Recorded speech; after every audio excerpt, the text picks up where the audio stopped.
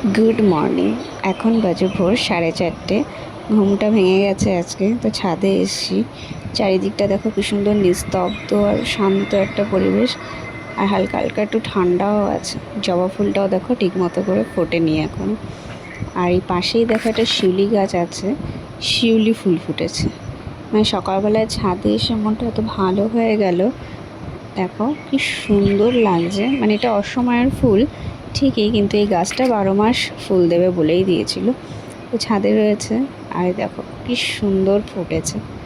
মানে এত সুন্দর লাগছে। এই দেখো গাছের নিচেও পড়ে রয়েছে। ছাদের মধ্যে এইটুকু জায়গায় পুরো গন্ধে ভরে রয়েছে।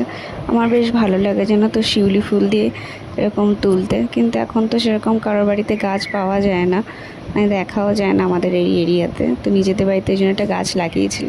তো দেখো এক হাত ভর্তি শিউলি ফুল।